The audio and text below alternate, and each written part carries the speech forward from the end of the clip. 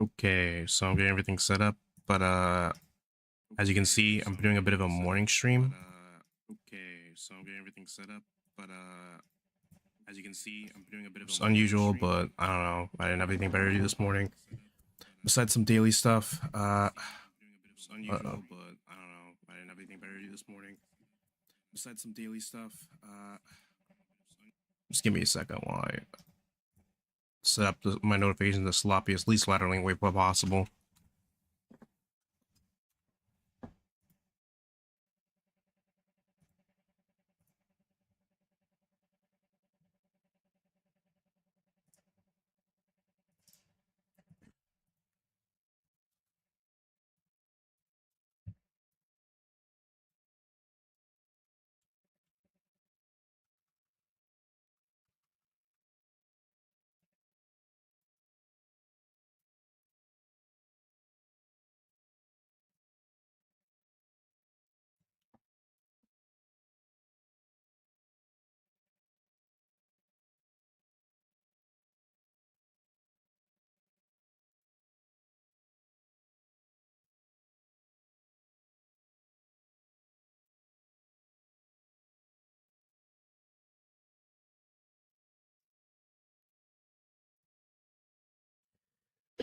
Oh.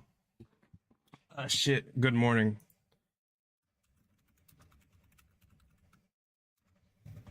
I mean, wait, hold on. Do you want to play Valorant? We can play Valorant or something if you want. I didn't expect anyone to be awake. This is just me talking about Magic the Gathering.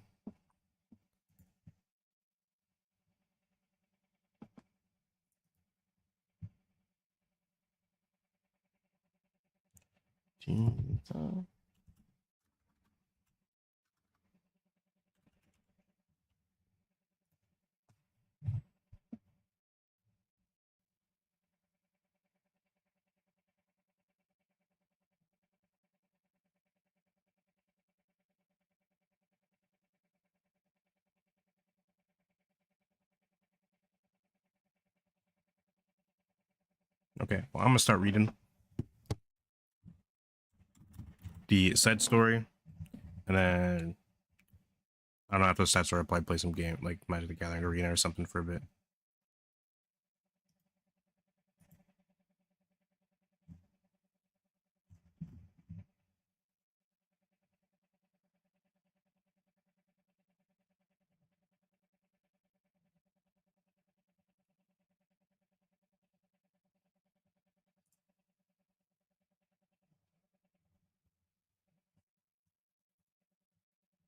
So yeah, here's some interesting art here. It's definitely it's one of the special travel arts. So it's meant to look like a traveling poster. Also, hold on, be over here. It's supposed to look like a traveling poster, which is pretty interesting.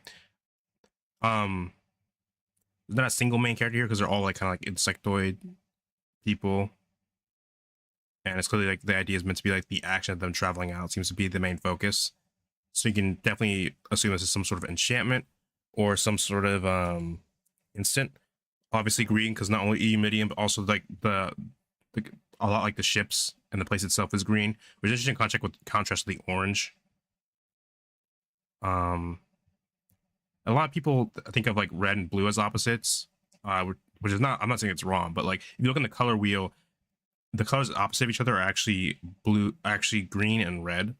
So here you have like a color that like this is orange, obviously not red, but hold on, I should probably turn off my night shift, which creates a nice like contrast, a high contrast there for you to clearly see the silhouettes and like green figures, while also making the environment obviously more alien. And then we have like obviously blue. So, well, if I look up on a color wheel, could I like map out like the exact relationship going on here? So it's like green, blue, and orange. It's like this. Uh, when I was up, where you did this, I'm not sure if we'll read this. It looks kind of short.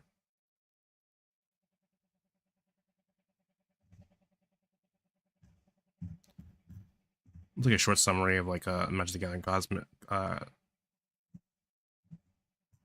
of a short story, like a short summary of the Magic the Gathering design. So I guess the first thing to go wrong in my life was my hatching. Basically, I missed the fun part. You know, the whole big initial Terra symbiosis bit. This guy is literally just like born in the wrong generation. Born in the wrong generation. A planet become it was just barely habitable, and the Vanguard wave bursts out of their speed pods and gets to work making the planet truly livable. It's all very dramatic, very cool. And I missed it. The second thing to go wrong is that shortly after my hatching, while I was eating my shell, I got a little too excited and ended up gnawing off the end of my left hind leg, which is why I have this cool foot. The scientists made it out of a native fungus they modified to build tools and housing and units and stuff. So it's pretty interesting because we, you know, obviously with the green often in Magic they use like tends to have like a more organic feel to it. Like it often represents green by using like a more like natural materials and stuff as opposed to like artificially like refined materials that are like honed, etc. So this idea that it's like a native fungus, like it's a native fungus, it's a planet native to the fungus. So even though they're terraforming this planet, they're clearly using like native fungus, like they're trying to like work with the planet. They're using stuff that's like native to it, like stuff that's already existing, like the whole like not peace through acceptance, growth through acceptance, like the idea of accepting for the world for as it is, as opposed to like trying to forcefully change or reject it. Which they are changing it, but from their perspective, I think it's more of a natural change in the same way like things kind of can evolve over time. And obviously, also I forgot to mention with this art, clearly we have like the melting of the ice as they terraform the planet. Anyway, I poked my way out of my pod during the second wave when the planet was well on its way to being a real humidity in paradise. Me and the other second gen vanguards are supposed to assist the continuing Terra symbiosis process. But let me tell you, that's boring as waste disposal. Running around the planet gathering material for the Terra symbiosis engines until you drop dead, spending your days and nights trying not to freeze and fighting off megafauna. I know that's not exactly what I hashed to do. My purpose is set by critical need identified by the Union Mind, but it's terrible and dull, and I hate it. I gotta admit that I have a hard time doing or even paying attention to stuff I don't really care about. My performance was subpar ADHD insect. My performance was subpar and not befitting a Vanguard, and a bit pathetic, honestly. That's why I'm stationed here in the sludge pit of the planet where the tropical habitable ring bleeds into the frozen white waste. So it's interesting that like despite being literally made for something, they're clearly not fitting in. And it's mentioned in the Planeswalker's Guide, but like the Humanities clearly aren't like a hive mind. Like they're all built for a purpose, and they are like a colony, like an ant colony, but they all have like free will, or at least they're not completely like lacking free will. Like they do have choices and things they might find boring or entertaining or etc. My ongoing mission is to retrieve the last few unhatched pods scattered across the muddy plains. They smacked into Endeavor a millennium ago, along with the rest of the first-gen Vanguard pods from seed ships, but they weren't lucky enough to land anywhere that became permissible for life. So the pre-person slurry inside remains in hibernation. The unhatched pods are still enormously valuable, though, even if they're no longer viable. They retain undifferentiated, highly programmable biomatter we can use. So basically, even though they haven't hashed anything, they can like use the biomatter for other stuff. Speaking of which, if I screw this up, I'm going to get volunteered for functional reprocessing, which is a polite way of saying they're going to throw me in the recycler and harvest my genes and protein. So once again, that's interesting. We've been seeing some Humanities like other colors, like green, black, and stuff. So I mean, it's also interesting, like the cycle of like life and death. Like from their perspective, I guess it would kind of make sense to just throw someone who's not being useful into like the mulch grinder, because from the perspective, like you're just kind of like it's like the cycle of life, right? You're just reusing it. Oh, here's a new card by Engineered Future.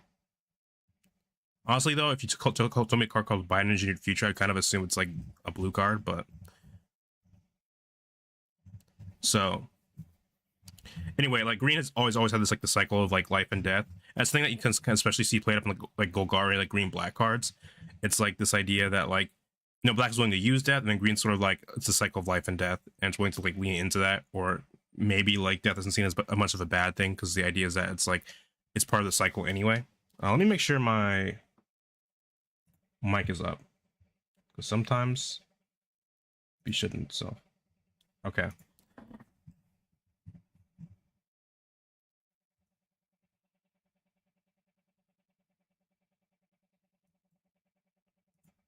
Like here we have some black green cards, like seed ship pretender. I wonder if also as an insect citizen anyway. I wonder if it's like maybe some insects are mostly have certain color alignments depending on what their job is. I'm not 100% sure. Because it's like an engineer, this is like a specialist. Who knows? I'm not 100% sure about that, but it'd just be interesting.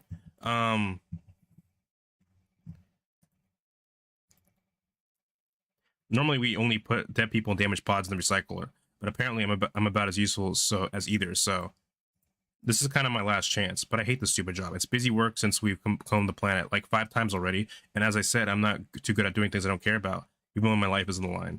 So now I'm out here in the transition zone, carving huge looping figures in the mud with my power sledge, and trying to think too hard about today.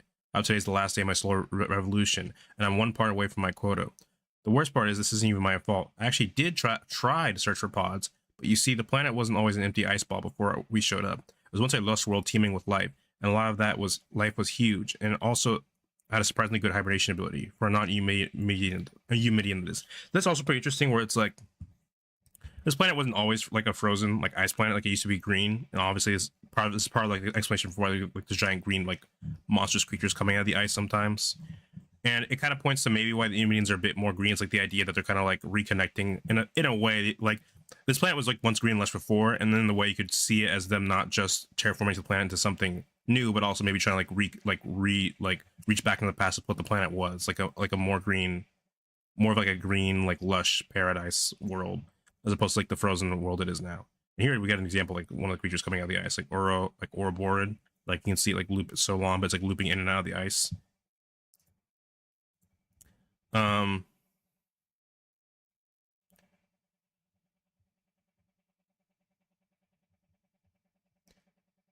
actually did try to search for pods, but you see, the planet wasn't always an empty ice ball before we showed up.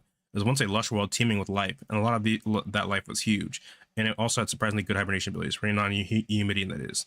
Now that we're basically thawing the whole planet, some of the life is waking up, and a lot of that life is hungry. One lovely example is this creature I'm calling Gobbler, and she's making my job even more of a nightmare. That's quite the name.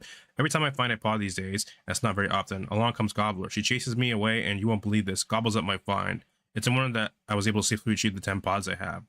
It's sunset now, and things are looking hopeless, but let me tell you something. I'm not going to drive back to the habitat and donate my biomatter. That's right, I'm cutting off comms, spitting out my tracker, and deserting. Call me selfish, call me a sorry excuse for Vanguard. I am not dying in a recycler, so I turn my speed to max and shoot off toward the tundra. The first few sun turns are tough, though Vanguard don't need much sleep. We do need some, but I can't get any because Gobbler is definitely stalking me. I honestly can't blame her. She and her mates have, I don't know, baby gobblers to feed. If I were in a situation, if I were in her situation, I wouldn't really let an easy meal pass me by either. Speaking of food, I'm basically starving. I really didn't plan this well. My autos, the vast conglomerate of tiny cells that make up my mind, clash together, struggling to weave together conflicting thoughts into the best plan of action to handle the situation I've gotten myself into. But the only idea I can come up with is to keep driving, so I do. Are autos like nervous or like nerves like in your brain, or are they like more like little like consciousnesses all like working together? By the 5th day, I still haven't reached the ice plains, but all the big vegetation is gone, leaving little more than tiny shrubs and grasses, and just a ton of lichen, which tastes nasty. But it's not like I have a ton of options here. Some of it's actually pretty beautiful, though. Glowing gold and red against the rich black dirt. I only miss the stasis pod, partly because of all that plant stuff, and partly because it looks nothing like an Eumidian pod, which is thin and sleek with lots of pretty leaf patterns. The surface of this, so you see a lot of leaf patterns because, like, you know, Magic the Gathering likes to use like plants and like natural like greenery as like a representation of like green mana and philosophy. And the reason for that is I don't think like green necessarily, I think people kind of misinterpret green as like the nature color. I think it's more, I mean, nature can be a part of it, but I think it's more accurate. It's like green is more like accepting the world as it is. And that usually means accepting the world as it is in its natural state. So I think the reason nature is often used is because it's like the idea of like this default state of the world. Like if you like just let things grow, what do you get? You usually get like forests and stuff. You like cities aren't usually sprouting up. However, I think you can't have like a green philosophy that's more like tied to technology, etc., without having any blue in it, because green's all about accepting the world for as it is, and that can mean like if something's already here, like if you already live in a city, or you're already, for example, a bug whose role is to like terraform, then you shouldn't fight against that. You should just like work with the world as it is and let it change naturally. You shouldn't try to force things to change. So you should just go with it, and things can't change naturally. Like I think they see the standard formation process like a natural like evolution or like process in the same way that like I don't know, like eating is a natural process, like being hungry, etc. So the surface of this round hunk of metal is a mottled crimson with overlapping lines of lumpy armored plates going down the sides. It blends in perfectly with the landscape, but once I spot it, I turn the sledge around for a better look. The stasis pod is a cav construction, going by the shape and trademark color palette. The thing you need to know about cav is that they suck big super voids. Well, I don't want to be a speciesist or whatever. Look, I don't want to be racist, but look, but they do. They screwed up their own planet by mining it into oblivion, watched us usher Evendo out of its ice age, and then tried and failed to scare us off and take the planet for themselves. I hop out of the sledge and swipe off the dirt crusted over the faceplate. Inside is not a cab, it's a human, and still alive according to the blinking row of lights along the pod's side. This is my first time seeing a real life human in person, and I'm sorry to say that I don't have anything particularly complimentary to report. Now I'm not a narcissist, but I've got a flawless, bright clean carapace, glittering teal compound eyes, lovely mandibles, and in comparison, humans are sorely lacking. I'm just saying, I would like a nice carapace. So I'm looking at the soft, lumpy alien in the pod. My stomach twisting. I'm thinking to myself, am I gonna eat this thing? This is closely followed by, wait, can I eat this? What if it makes me sick? And should I eat this? Like, what are the ethics here? I'm glad they're thinking about. At least they're not just like time to dig in. Look, I've never had human before, and again, I'm really hungry. We Vanguards have extremely high metabolisms. That's relatively speaking compared to other species. From my perspective, we're normal and everyone else is a bunch of freaks. But it occurs to me that maybe the scientists back home might be able to revive it, the human. And even if we can't wake it up, this creature might be packed full of all sorts of useful stuff we could use. Alien proteins, complex genetic material. I don't know. I'm not a scientist like my broodmate Zorit. But more importantly, everyone will be busy wondering how one alien ended up with a stasis pod by another alien species, and not if I'd be more useful broken down for spare parts. If I come back with this, I won't have to spend the rest of my whole life eating like it and trying not to get chomped by Gobbler. I hitched the stasis pod up to my sledge and turned back toward the Enclave. As I said, there's not a lot going on out here right now, which is probably for the best. I have only the stasis pod for company. Eventually, I find myself talking to the alien. I tell the human about the world fauna I've encountered on the tundra. Spike back and huge eye, too many legs, big puffy thing, and even bigger puffier thing.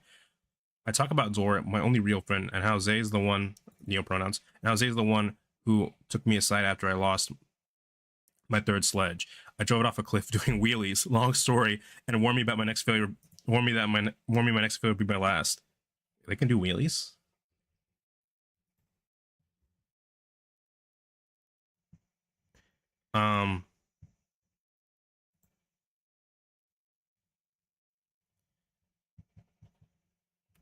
I get comfortable running my mouth. Soon enough, I'm telling the human other stuff too. My autos aren't good at anything, I mutter during a brief like and gathering stop. Or if they are, I don't know what that is yet. I'm not particularly hopeful. I'll find out. But at least you'll buy me some time. The human, of course, doesn't respond, but they don't judge me either, and that means a lot. This is a very sad little story. And it's also very funny, like, it's coming off like the two, like, last side stories, just like existential terrors of like people encountering things like beyond their comprehension and having their mind warped and body like changed. It's like this is someone who's just lonely and doesn't fit in the society. I hope they can wake you up too. I say, patting the side of the stasis pod to settle down for the second night. Clearly, your life hasn't been too easy either, or else you would have ended up trapped in ice, far from home. Maybe you're a screw up too. It's not my best thought, but I find myself wishing it were true. Everyone back at the Enclave is so dedicated to their work, so perfect. I'm just trying to get not to get recycled. It would be nice to have someone around who makes mistakes too, even if that person is a soft-skinned human. This is like one of those magic stories I definitely feel like, despite being very fantastical in some aspects, like there's like this old Gruul story from Ravnica that maybe I'm not sure if I should read it, because like I think I'm already doing a lot by reading these stories, especially when they already have audio versions. But there's like a story in Ravnica that feels like very like human and real and like down to earth, despite how fantastical Magic the Gathering can be, especially like in like these fantasy or sci fantasy universes. So this is a very interesting, like, cute story so far. I may be 3 sun turns away from the settlement when it all goes to shit. I forgot they can say shit in Magic the Gathering. 1 second I'm driving back home thinking of what the cooks might be serving for the end day meal. The next I'm knocked out of my sledge as it flies backwards and crashes on its side in an explosion of dirt. I hurt my back, the air knocked right out of my trachea. I managed to flip upright and get a look at the thing that tossed my sledge like a neophyte's tour. Lo and behold, Gobbler. She's massive, as large as a scuttlefish with a fang-crammed mouth. 2 tusks as long as my arm, gleaming claws, and reddish gray fur bristling spines. Her eyes are trained on the pod. Well, this doesn't have reddish gray fur, but I guess it's the closest thing they could find. Maybe it is reddish green, just like the color of the environment. But I don't see like bristling with spines. I see like little growths, but anyway, what they're using is the frenzied Baloth for the art here. I mean, this is like one of those like simply done but very competent arts where it's like you have the big creature here, and then you can tell it's the main character because it's like the only thing we can see its face is the only thing here. There are little like you can see little houses here, and you can tell it's coming from the ice because it's breaking through the ice and coming out to this like little encampment. It's also sort of highlighted by like the light back here. It's like sort of highlight its shape a bit, and then the rest of it like, and then the shadow also like helps sort of map out its shape a little bit here. You can tell it's kind of green because even though it does use a shade of blue, it's like a sort of turquoise greenish blue, and obviously it's just meant to look scary for the most part. Like it has a lot of fangs sticking out and stuff. Yeah, you can tell it's connected to the ice that's coming out of the ice, and just to show how powerful it is. Frenzied Baloth, 2 green, creature beast. This spell can't be countered. So this is kind of just like a fuck you to blue because the idea is like it shows like green and blue's conflict, and then usually this is like the idea is like it's like a natural process. Like green has this idea that something you just can't stop or change. So like this spell can't be stopped. Trample, haste. Creature spells you control can't be countered. Combat damage can't be prevented. I think it's combat damage because red usually has damage that like sometimes has damage can't be prevented. But here it's like the idea is that like it's sort of like reducing everything to like a more like default state. Like creatures are gonna fight and you can't really stop that. So like combat damage can't be prevented. Well, I think there goes that plan. She's already separated the pod from my vehicle. She's slamming her tusk into its shell, like it's deep in gift debt to her. Cav-made technologies tech is built to last, but the Cav never took Gobbler into account. She'll crack the pod open sooner rather than later, and I certainly didn't want to be waiting once she's done with a human. You win some, you lose some. That's just how the nutrient cakes crumble in this big, wide, uncaring universe. I scrambled over, shoved my sledge upright, and scramble on. I get out there as fast as I can. So this is pretty interesting because like there definitely is this theme of like space being and like the universe being unforgiving in this plane. It's interesting because it's not grim dark, but there's definitely like this like you could die. There's definitely like this vibe like you could die at any time if one thing goes wrong. Like you run into the wrong person or like the wrong area, and then like you're just dead. So I mean, it's been pretty interesting to read. But as we've established, there's not a lot to see or do out here. Driving around is even more boring than searching for pods. So it's just me and my thoughts in the cold. I can't stop seeing the human's face, so peaceful and squishy and utterly vulnerable. How did they end up in that Cav Stasis pod of all places? Coming across them is the most exciting thing that's ever happened to me. I left them to get devoured by Gobbler. This isn't like with the seed pods Gobbler ate. I never had a chance once she got her claws in them. It's not like seed pods are people yet anyway. With a snarl, I swing the sledge back around. Gobbler surprisingly hasn't cracked the pod open. There are a few worrying dents in the casing. I've already got my energy pack on, my staff in one hand. With a battle chitter, I leap out of the sledge and directly shimmering blast of energy right into Gobbler's face. The blows does nothing but piss her off. But at least she bans the pods and travel straight for me. So this is the art they're using. I don't think this is supposed to be the. This definitely doesn't look like what the person described because they described them as using a staff or the energy pack. They might be using this art because there's an energy pack and it helps get like the vibe of like maybe the type of energy blast they're using. I think we do have that card. If I can find the card.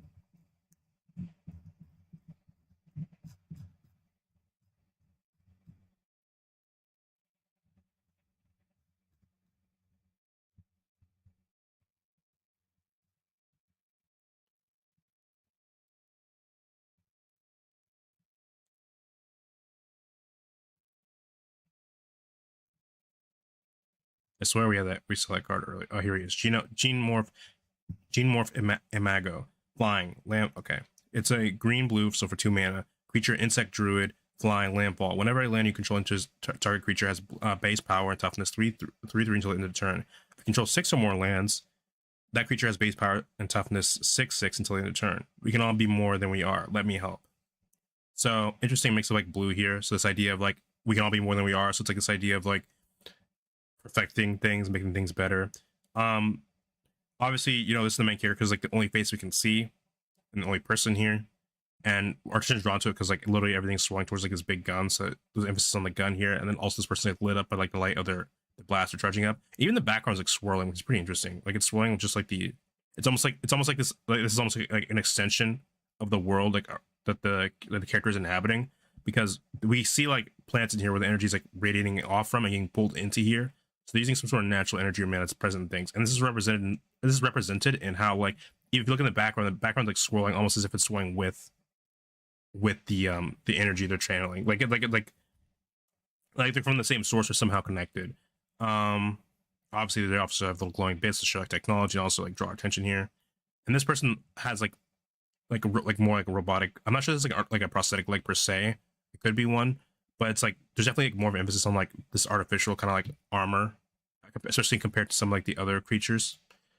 Like the other, specifically the other Eumedians, where like some of the Eumedians are definitely more naturalistic looking, where they're just like it's just like their carapace or whatever. This one seems to have like alter their carapace and put on like metal bits and stuff. Um, Landfall, it's like of course because it's green, but also it might like represent like their terraformation project, like when new land enters represents the like the terraformation project, like adding more lands or something, more lands claimed. Interesting that it has flying. It does have wings, but we don't usually usually if a creature has flying, we usually see it in flight. So I mean, you can infer that this person can fly, but we just don't see it in flight. Usually Magic prefers to show things in flight if they have flying. Um,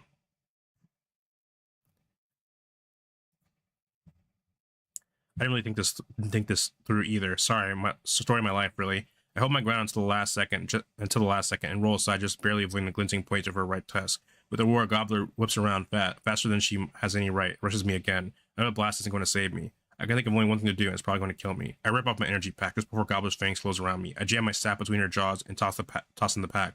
I'm barely 3 steps away, with the staff splinters and her teeth sink right into the energy pack's core. The whole world flashes green as pain engulfs my left hind leg. When I come to, I see that my foot is gone again. Yeah, I was gonna say, like, isn't the left leg they lost earlier? It's a smoking black lump, but the mycelial tissue is already growing back. I roll onto my stomach and push myself up and wobble upright. In front of me, Gobbler stumbles around a bit and then crashes to the ground. Her eyes are frantic, but she's only stunned. Unbelievable. Without wasting another breath, I shake out my newly regrown fit, reach the stasis pod on my sledge, and we're gone. So interesting bit of like regeneration here. I think this is the first time I'm hearing about, as far as the stories are concerned, it's the first time we've heard about Eumedians having like natural regeneration, like on the spot regeneration. Like you can presume they could like build body parts and stuff, but this is the first time I think I've heard about them like regenerating stuff on the spot. What I don't expect when we finally reach the enclave is for Zora to knock me over the head with their fist. What is wrong with you? Zay snaps, but Zay is swaying in excitement. Where have you been? You can't just cut off comms like that. I wasn't going to jump in the recycler. What are you? Zora, to me, looking good. That was a joke, you idiot. That kind of makes more sense. That kind of does make more sense.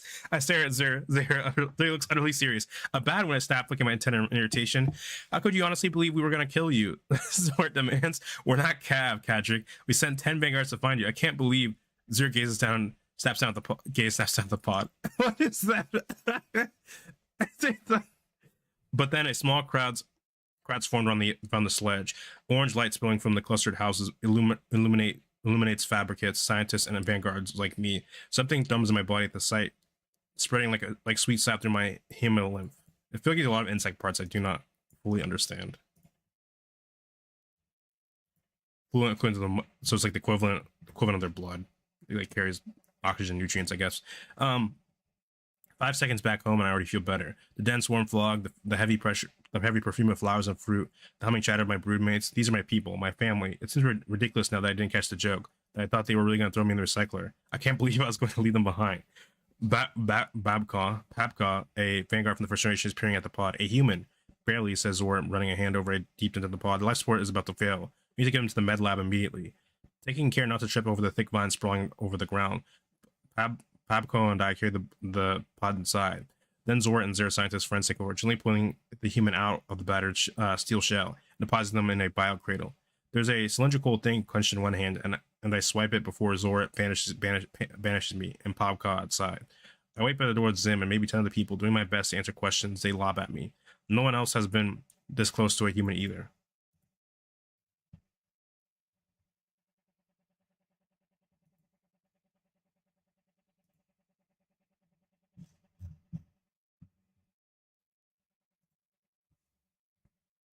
At some point, a medic appears and demands that I surrender myself to a full checkup, even though my foot is totally back to normal. On the way to the next free chamber, I inspect the cylinder. It's mostly this sort of plant-derived material with a dense, dark center and a pointed tip. It can't be a tool because it's not metal or fungus. Obviously, it's some sort of snack. I pop it into my mouth and crunch down. Bland, but the texture is not bad. What did you just eat? On the next I guess medicine. Zorat finds me in the mess hall, inhaling my body weight in roasted beetles and mushrooms. Shortly after, the medic proclaims me healthy and hale. The human is awake, and others are done questioning it. Zay says, do you want to meet it? I'm out of my seat and cross the hallway before Zay can say another word. The human sits up in the biocradle when I burst in. Who are you? Ugh, so they can't speak Eumidian. Eumid.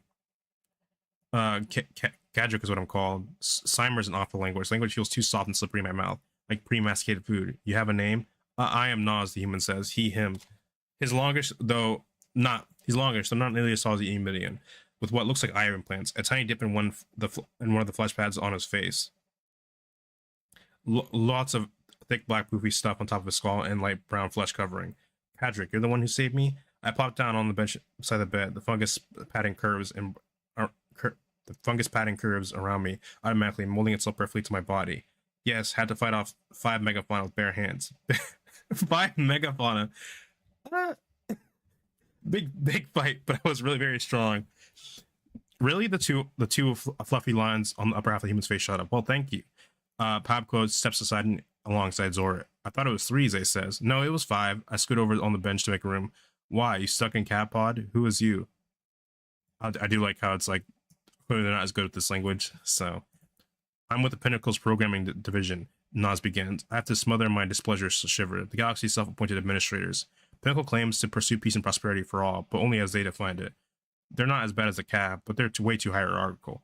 But I mean, it's kind of funny coming from this person, because aren't you like in a society it's like you're genetically built for like a specific purpose?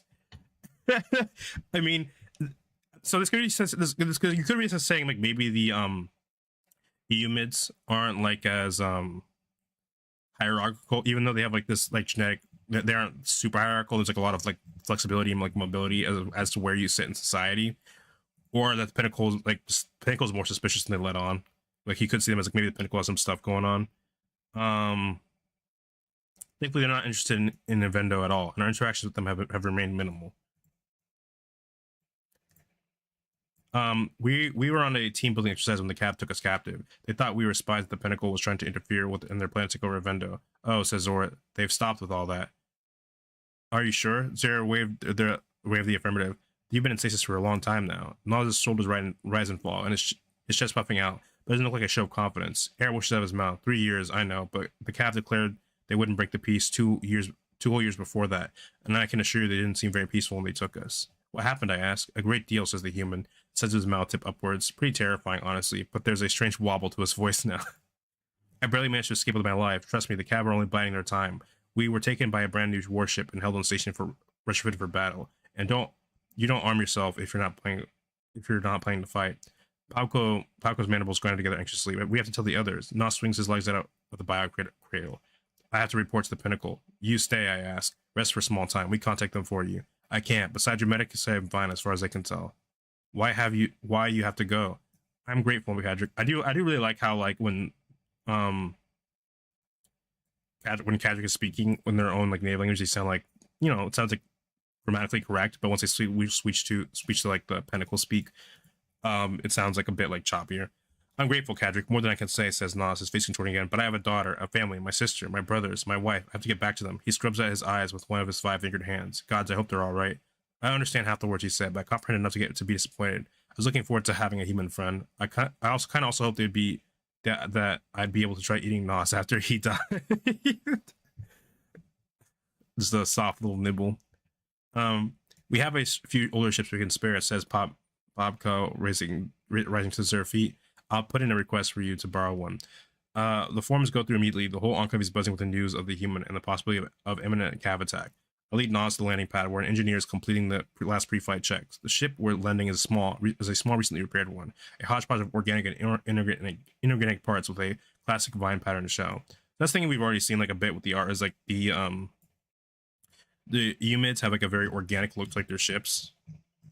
Like when it comes to like the calves, it's kind of like clunky and like boxy and hard edges. But with like the Eomids, it's sort of like their ship's like almost like organic. So it's like a bit of mix of organic and artificial parts. So which gives it kind of like a smoother look. Um Cadric, yes. Is there any chance you've seen my pencil? I had it with me the second when I jumped in the pod, but what is a pencil? Oh, is this that cylinder he fucking ate? Not looks around for picking up short. Oh, picking up short signal. It's like this with a sharp end. Oh, your snack. I ate it. Sorry. Let's had a weird, loud, huffy sound. Ha ha ha. That wasn't food. It was analog writing instrument. I see. I say. I don't. That makes sense. It doesn't. What kind of lunatic uses wooden sticks when there are styli for tablets and mycelia pens for paper? What you write about? I mean, it's kind of an interesting point because they do live like in the sci-fi. I'm not saying like paper like shouldn't exist, but like when you think about it, like most people probably use tablets, I suppose, in this universe now. I drew mostly. He makes the huffing noise again, but softly. I'm an artist, sort of, an amateur. I started drawing between jobs as a way to keep myself sane, and I fell in love with it. My antenna twitch. You fell in love with the thing you were, is not made for. Well, yeah, I guess. Nas rocks back and forth on his feet, on his flat feet. Honestly, I think it's easier to fall in love with things you aren't made for. My man was clapped together nervously. I not like being Vanguard. One of Nas's shoulders lift up. So then don't be a Vanguard. Not so simple. Nas tilts his head. But not all Vanguard form Eumidians are Vanguards, right? Your friend Zort, right? Zay looks like you, but Zay's a med lab scientist. Did he hatch yesterday? But yeah, but Zay still serve critical function. Nas's forehead scratches together. I know for a fact that your people have artists. Not in first 3 generations. Maybe you can be the first to change that. You is odd, I tell him. All human is like you. The sky at the end of Nas's eyes crinkle. Are all Eumidians like you? Zort joins us then. Zort joined. I mean, that's a pretty good retort. It's like, you know.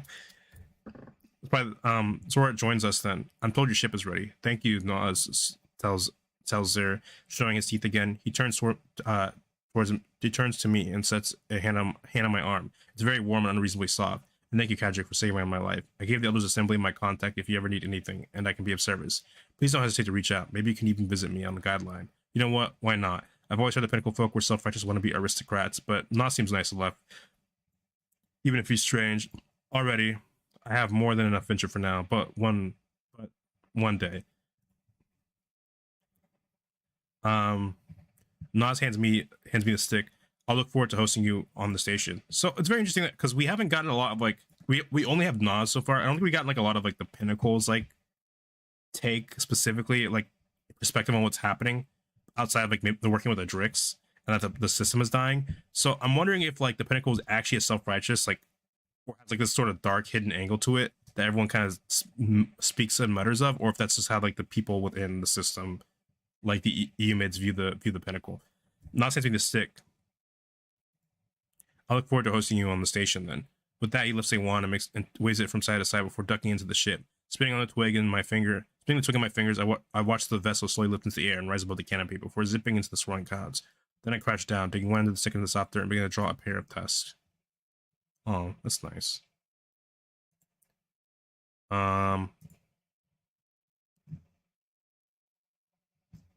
I read this?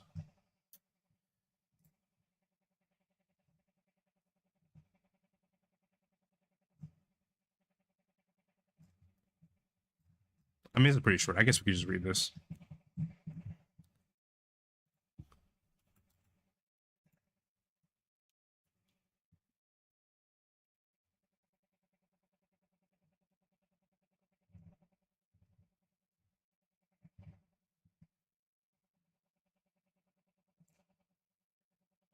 Edge of Eternities design, illusion versus tropes. When I was offered the opportunity to lead the vision design team for Edge of Eternities, I jumped at the chance more than once. I pitched the idea of using space opera. Oh, it's Ethan Fleischer. Holy shit! I pitched the idea of using the space opera subgenre of science fiction as a basis for a magic set, placing the set in a solar system with 5 planets, one for each of magic colors, which we do see, like in the Planeswalkers Guide. Like there's 5 planets in the system. Obviously not the only planet, so I wouldn't be surprised if there's planets like, you know, connected to like not connected to a single color or like connected to like multiple colors in other systems. And also the plants are also like in a Wooburg order, because so Wooburg order goes white, blue, black, red, green. And if you actually follow planets, like Sukundi is the black line planet, and then next is red, and then green, and then white. and then blue. So it isn't Wooburg or it just starts like with it's just if it's Wooburg or if you start with black first and then made your way to make it a bit interesting as opposed to just having the white be the closest to the sun. Normally, when I start a project like this, I do a bunch of research to better acquaint myself with the topic of the set. In the case of Legend of Eternities, this is unnecessary. I'd already done plenty of dedicating to the story of space operas over the years, purely for my own enjoyment. I went all the way back to the birth of the genre in the novels of E. Doc Smith, which were the first science fiction stories to feature interstellar travel. Each of Smith's novels in a series reveals the staggeringly huge events of the previous novel were, in fact, merely a minor skirmish in a much larger conflict. The heroes grapple with the increased scope of their problems and must find new solutions to develop new powers to meet these bigger and bigger challenges. Some of these solutions involve a race to invent new weapons in a technological arms race. Others require mental expansion, which could be the simple realization of the nature of reality, but often involved unlocking telepathic powers with the aid of alien artifacts. Smith's books were practically required reading for science fiction fans in the mid-20th century, but have since faded into relative obscurity. I mean, I've never heard of them. This mind-blowing feeling of excitement caused by scale is essentially essential to the space opera genre. So I wonder if this is going to mean that it's going to be revealed that that the Monoliths and the Palatinate are actually like this seems like a minor conflict, but it's actually going to be like a massive like universe spanning conflict, or maybe their conflict is actually relatively minor. There's like bigger religious conflicts going on. In literary and criticism circles, it's known as a sense of wonder. Communicating that feeling of immense scale was perhaps the highest priority of the vision design team, which inspired exploration of oversized magic cards. Check out Mark Rosor's articles for more information on that topic. While the best examples of our genre-inspired sets evoke the core emotional reaction that we want the audience experience, we also use a variety of tactics to make individually charming cards. In many ways, genres are defined by their tropes, which are their recurring thematic elements. By making cards that express those tropes, we can ground a set in its intended genre. Screeching Bat, 2 generic, 1 black with 3 mana total. Creature Bat, flying. At the beginning of your upkeep, you may pay 2 generic and 2 black. If you do, transform Screeching Bat. The bat has such clarity of hearing that simple sounds become symphonies. Stalking Vampire. This is like a really old card. I think it's like if you look at the original, like the one of the original Innistrad trailers, like they have like this bat there. Stalking Vampire. At the beginning of your upkeep, you may pay 2 generic and 2 black. If you do transform Stalking Vampire, each form she takes is an exploration of the senses. So if you don't know that the vampires on Innistrad tend to be hedonistic, so it's pretty interesting that's represented here. So I guess you can choose this card, like lets you choose between, you can either have like a 2/2, you either have a creature with invasion, but it's kind of smaller, so it can't do as much damage, or you can flip it to a 5/5, and it does more damage and is bigger, but it can't like fly over like blockers and stuff. For a Gothic set, we made a bat that is revealed to be transformed vampire. Rescue from the Underworld. As initial cost to cast Rescue from the Underworld for 5 mana, 4 generic, 1 black. Sacrifice a creature. Choose target creature in your graveyard. Return that card and the sacrifice card to the battlefield under your control at the beginning of your next end step. Exile, return from the Underworld. Rescue from the Underworld. For a set based on Greek mythology, made card representing a character sending into the realms of the dead and retrieving a loved one. So I think it's a reference to, I mean, it could be a reference to maybe a couple different myths, but the one that comes to mind is Orpheus, like, don't look back, and then looking back. Prodigy's Prototype. 1 generic, 1 white, 1 blue for 3 mana total. Artifact vehicle. Whenever one or more vehicles you control attack, create a 1/1 colorless pilot token with this crew's vehicles as though its power were 2 greater. Crew 2. Tap any number of creatures you control with power 2 or more. This vehicle becomes an artifact creature until the end of the turn. For a set inspired by Japanese popular media, we created a robot mech suit that is controlled by a human pilot.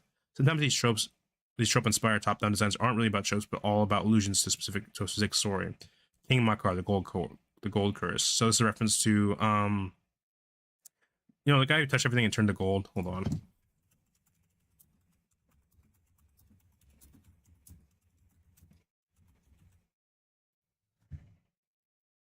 Stop in the gold, King Midas. I don't know why I couldn't remember that. This is a reference to King Midas specifically. King Makar, the Gold Curse. 2 generic, 2 black for 4 mana total. Legendary creature, human. Surprised he isn't a human noble. Because like literally King Makar. Inspired. Whenever King Makar, the Gold Curse, becomes untapped, you may exile target creature. If you do, put a colorless artifact token creature named Gold onto the battlefield. As sacrifice this artifact, add 1 mana of any color to your mana pool. So this is definitely just like a reference. Like you can't really control it. Just whenever it becomes untapped. So it's like this idea of like basically like what inspires like normally like a buff, but in this case it's basically like spinning out of control. You have no way to actually like unless you prevent him from tapping. If he taps it, you accidentally touches something you didn't intend turns into treasure. Or in this case, something you intend if you're building a deck around it or something. There's no recurring theme in Greek mythology. There's no recurring theme in Greek mythology of kings touching things and turning them into gold. There's just one king, Midas, described in Ovid's Metamorphosis. Curse of the Swine. X generic and 2 blue. Exile X target creatures. For each creature exiled this way, its creator control creates a 2/2 green boar creature token. So they don't really do this effect in blue a lot, just because it's like kind of probably seems like a bit too good of a removal for blue. But the flavor anyway is that the idea is that it's blue transforming into something into something else, and you can't really turn. It's hard for you to turn it back. Another imminent battle subsided and busy snuffling and carefree rooting. Likewise, armies of hoplets aren't usually transformed into pigs in ancient myth. This is a specific allusion to an event in Homer's Odyssey. Replicating rings, 3 generic. Snow artifact. Add 1 mana of any color. At the beginning of your upkeep, put a night count on a replicating ring. Then if it has 8 or more night counters on it, remove all of them and create 8 colorless snow artifact tokens named replicating ring with add 1 mana of any color. One person has a ring that periodically produces 8 copies of itself. Odin in the prose edda. I'm actually unfamiliar with that specific the ring. At their best, these types of illusions act as fun Easter eggs as players experience a frisson of recognition when they decode the illusion. At worst, they break the player's immersion in the fictional world of Magic: The Gathering. The line between a clever reference and violation of the setting is entirely subjective. Different members of the audience will experience these cards in different ways. For years, the Magic design team... I mean, whose immersion is being broken by King Makar?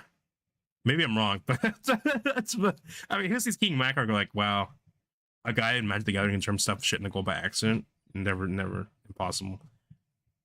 For years, Magic design team had treated tropes and illusions as generally interchangeable concepts. For us, the processing of designing a card that expresses a trope was about the same as the process of designing a card that alludes to a specific story. To be fair, the line between trope and illusion can be a fuzzy one. The introduction and rapid expansion of our universe's Beyond Black line forced me to confront the distinction between tropes and illusions as I led the Edge of Eternities vision design team. Universes Beyond set don't merely allude to other stories; they adapt them directly into another medium. There are no cool disguises here. We design a card representing a concept, and then we write the name of the card, that concept on top of the card. If we had made Edge of Eternities when I first pitched it over a decade ago, we would have fallen over ourselves in our eagerness to make cards with names like Farm Boy and A Heroic Destiny, Teleportation Pad, and Terror is the Mindslayer. Yeah, I definitely get that vibe. Yeah, I can see that. These types of cards are more probably belong in Universe Beyond sets with their proper names, whether or not we're currently planning to adapt a particular property. That's kind of interesting. I never really thought about how like Universes Beyond might affect like Magic itself. Like I guess I kind of saw it as like its own separate thing. Like you don't really like consider it in canon. I guess I never really thought like as a designer, it's like, well, you know, in the past, it would have made sense to add like, oh, here's Farm Boy, it turns into like Noble Knight in the sci-fi like setting, or like Weft Master, but like it doesn't really make sense. Like it's just not as unique, or like in like you'd be better off just putting it in the Universe Beyond set. His Teleportation Pad is definitely like a card. I feel like they definitely would have put it in like maybe a bit older. I'm surprised there honestly isn't a card called Teleportation Pad already, since that sounds like it'd be Is It card or something. But I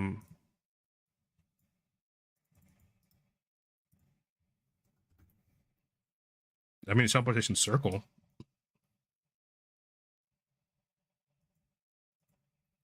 And we already talked about, I think, most of these cards. We haven't talked about Infinite Galaxation, but I might just save that. The End Stone. Pretty interesting that like this person reaching for the stones like becoming unraveled into like nothingness. Like almost like the End Stone is like a singularity or a black hole itself. And this is like a weird, like trippy, like there's like plants growing on this person becoming like unraveled into like their most basic form. Whenever you play a land card or cast a spell, draw a card. At the beginning of your end step, your life total becomes your life soul. Your half your life total start running up.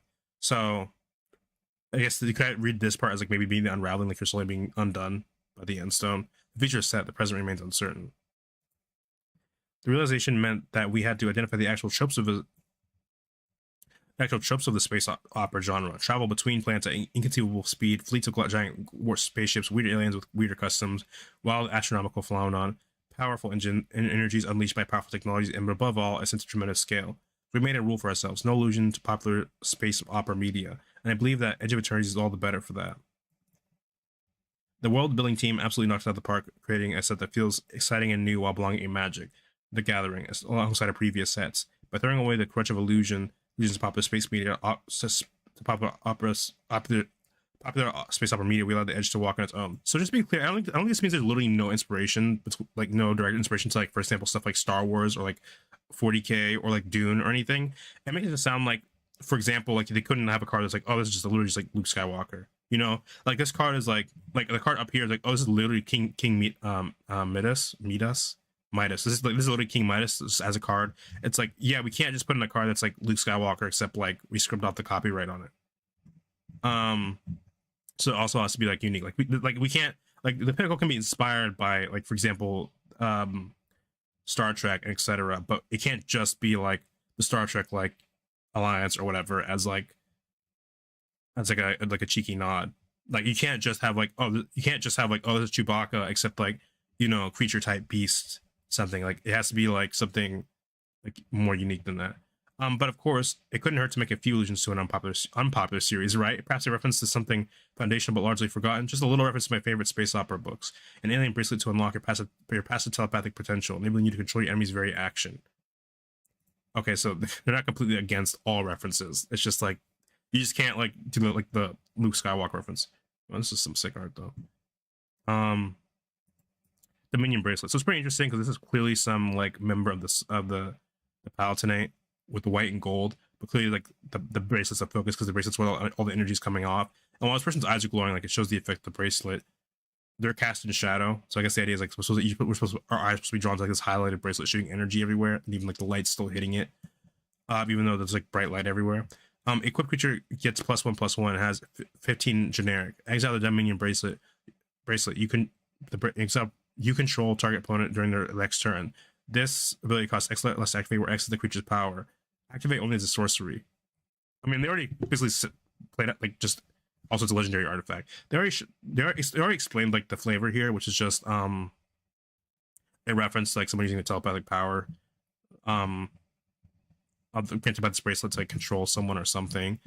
We can also look at this art, I guess, while we're here, which is just like definitely like obviously more anime, but like still like it is like it's clear like it's like the actions they're using the bracelet for something. And interesting that we can see much more of their face, so it's like they feel like more of a character in this art than they do in other art. And also in a weird way less ominous. Like this feels like I'm like more almost like heroic, like passionate pose. Like their face isn't gonna be decked in shadow or anything. Like this one's like almost ominous. Like the power could be going to their head. This one's like more like a heroic, like charging up for an attack or something. Obviously like these act as sort of like this cross, it's like a sort of like a crosshair to bring our attention to it. Also interesting is this thing about the Palatinate. Like maybe they're willing to use like weapons like this, like to bring order, like willing to mind control people for order. As Dr. Smith would say, prepare your mind for contact. And as I would say, enjoy the pre-release. So, I mean, I'm not only going to read this because I think that's everything I want for now. I guess I'll play a bit of MTG Arena for all 0 people that are here.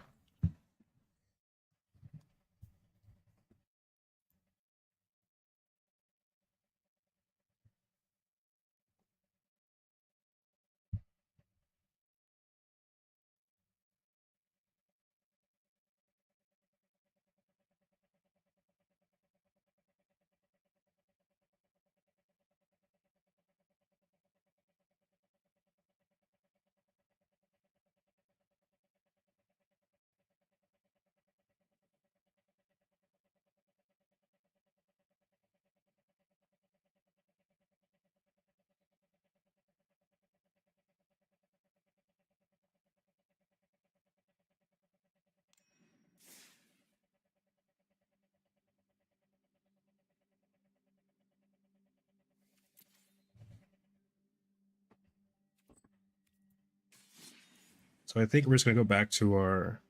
I feel like the Rakdos Burn deck is just faster. Also, I don't understand why they have to put this red white card in the deck. But I'm kind of afraid to remove it because I'm not really sure if I guess so you can sack to draw a card, but like is there not a Rakdos version of that? They can just sack and draw a card. I'm kind of afraid to remove because I'm not 100%. I don't have a good enough feel for the deck to understand like why it's there specifically. It might turn out to be useful for like Luris, but I assume it's because they just want more mono red sources, but like it can also pay for a white for Luris just in case. But I feel like has to be like a Rakdos card that just a Rakdos land that just like you could sack it anyway, right?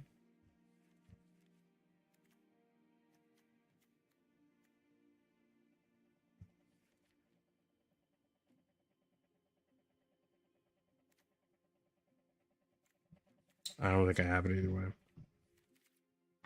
I'll figure it out later.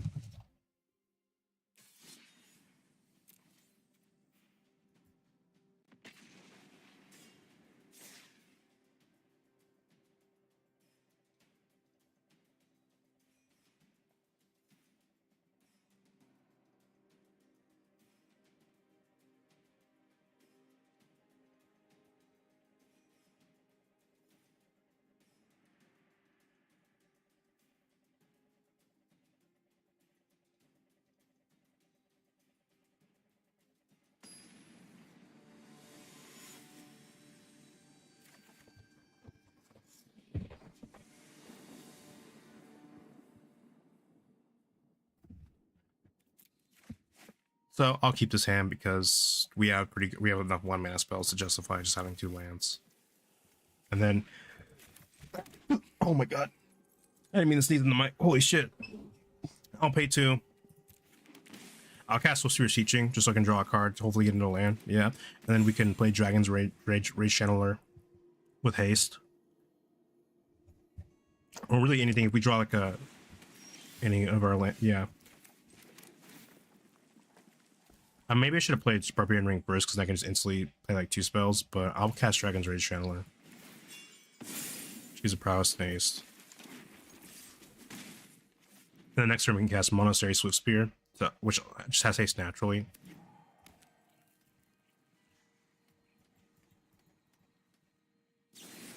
Yeah, okay. Fair enough. Yeah, I'm gonna cast Barbarian Ring because I want to cast 2 things this turn. I'll cast Monastery Swift Spear.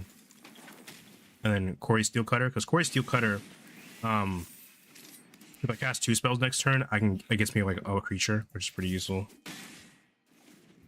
So I can potentially cast Burst Lightning and then skewer the critics, and then I can get a creature and equip Quarry Steelcutter to it.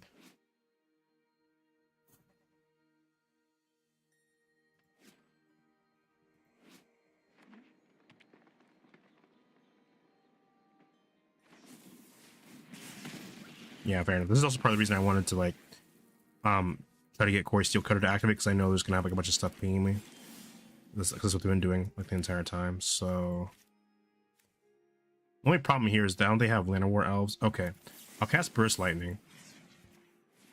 Because the reason normally I don't want to cast Burst Lightning first to kill the elf, then save more of my damage for the player. But here I want to kill Land of War Elf. I can't activate that without. So I want to get my Spectacle cost for 1 red mana, so I can't play both without hitting the other player first. And by doing this in this order, I also have a chance to activate Quarry Steelcutter, and I'm gonna Surveil. We don't need that. And I cut that off because they're clearly like running. They might be a Wooburg deck. I can't really tell, but I don't really want them to have a chance to ramp and get more stuff. The next turn, if we don't get anything good, we can just cast like Luris, or even if we get something like 1 mana, we can probably just pay the companion cost, put Luris into our hand.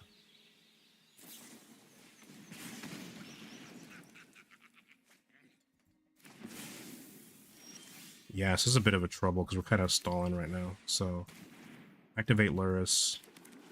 Blackleaf Cliffs.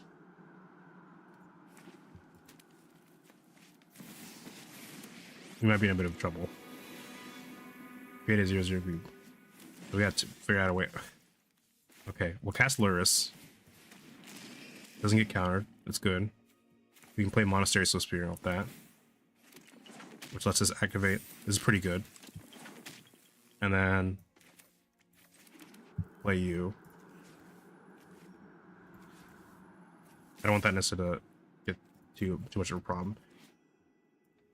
There's sometimes where you want to attack the player instead of the Planeswalker if the player's low enough, but at the moment, we can't attack fast enough to justify hitting them, and then because I don't want Nissa to like be able to put a bunch of +1/+1 counters and stuff for free. It just seems like some sort of +1/+1 teamer deck. Giants probably. So now we can Sister's teachings, which we need to catch dragons, which we'll have flying this time because we have delirium. So this is going very well actually right now.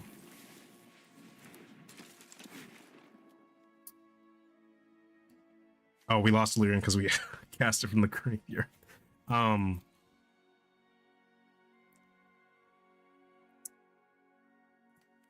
I'm just thinking right now because we don't really have good blocks, but I'm gonna swing at Nissa to try to knock her out. Because they're kind of stalling too, or they're gonna stall soon, at least if they don't draw any cards, is what I'm thinking.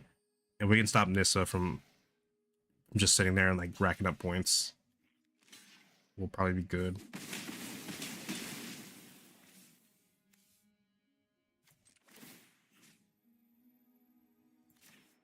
I'll touch you to make you bigger. I'm not sure what, so usually what I do is I usually keep one card in my hand if it's like if I have enough lands, because the idea is that you're basically bluffing and your opponent doesn't know what it is as long as you have 1 mana up. But I don't know. I think we just play that.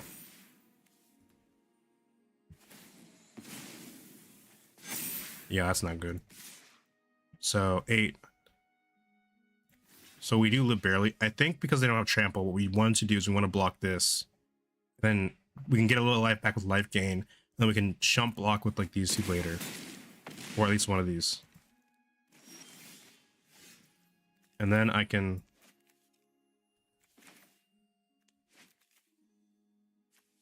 Okay, I'll cast Dragon's Rage Channeler. You. And I think... Yeah, so... This gives haste, right? It might lose haste if I move it. Yeah, it lost haste. But we don't really care about that. We're just doing this. This has to swing because it's delirium. And then I will use burst. Maybe we just take the card draw. We try to burst lightning another time. I think we take the card draw.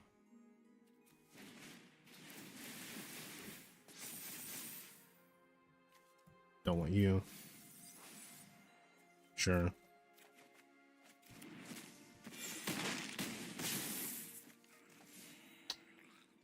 Do I save this now or just try to scare them? Because I might be able to kind of scare them into not swinging as aggressively. I think I'll just do that. Because this is a sorcery, so I can only cast this turn anyway. And there's another one, so we're good. And now we kind of, hopefully we scare them a little bit. Yeah.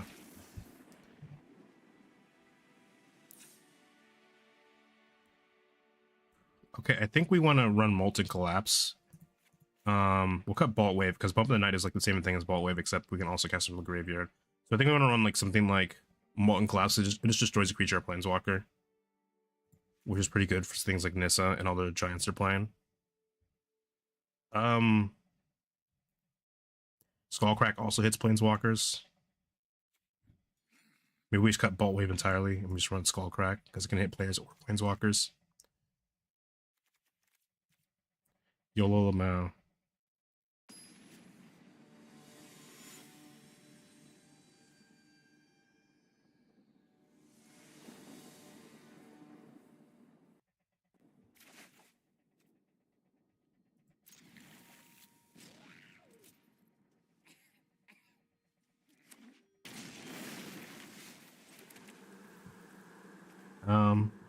I'll just cast Buff tonight because Burst Lightning can target creatures and planeswalkers too. So we just want to say that in case, depending on CC, because we want to see what they play first, and if it's anything we can kill, we'll just bolt it down.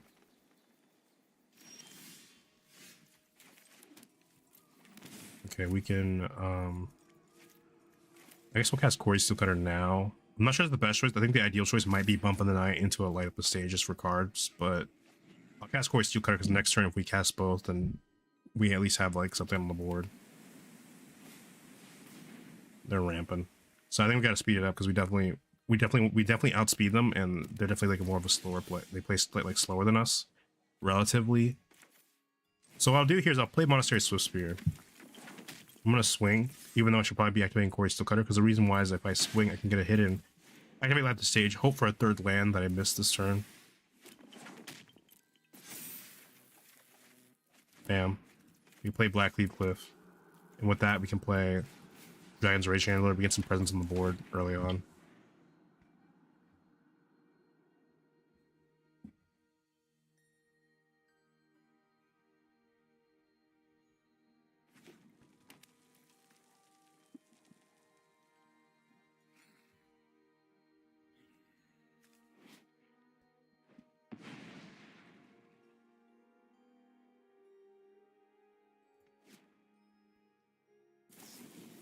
Shock.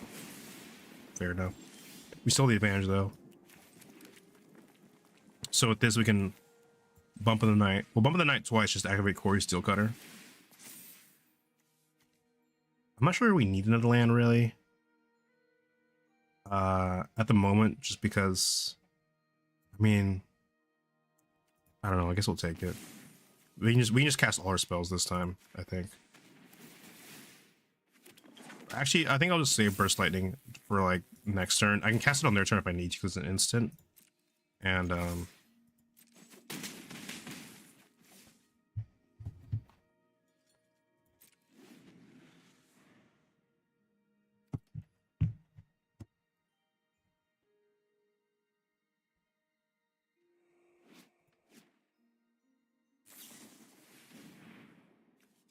mean, it has prowess. We can. Do we double lightning? Actually, we can just kill them. I can just do math. We can just.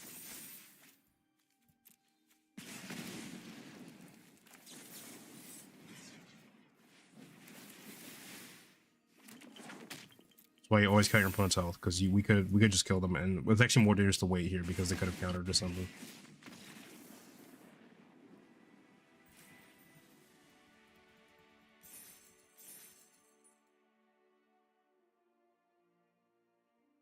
Anyway, I think that's all for now. I'll see you guys probably next time after I log out here and get my money. White or green spells? Anyway,